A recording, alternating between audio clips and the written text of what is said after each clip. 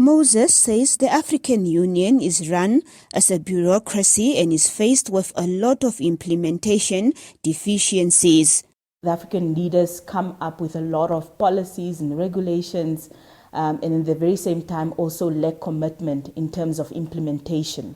If an institution relies heavily on external donors, it makes it very difficult to carry out its activities without finding itself in a situation where it also has to take into consideration of some of the expectations of the donors. That the African Union is not so much visible in terms of relating to ordinary young people, ordinary grassroots communities.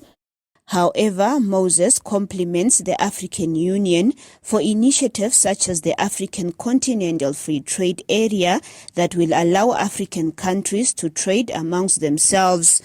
The young human rights lawyer says the African continent is vast with a lot of resources and trades with the rest of the world, but not with other countries on the same continent.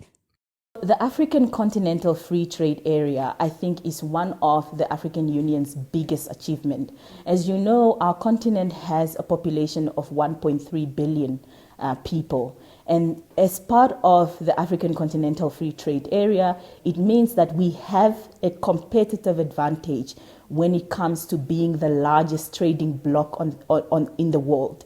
And I know that they are doing their very best in terms of really trying to correct some of the wrongs that have been, and they have also come up with policies of financing our union and all sorts of things. So I have hope that the institution will definitely be better in future.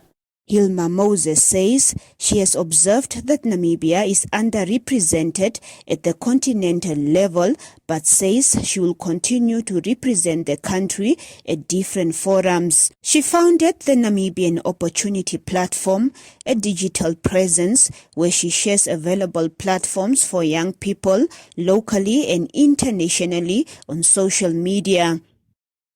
My encouragement to young people is always to believe in the future of our continent, because I have noticed over the years that a lot of young people, and which obviously is not unfounded, a lot of young people are very frustrated with our current leadership on the continent.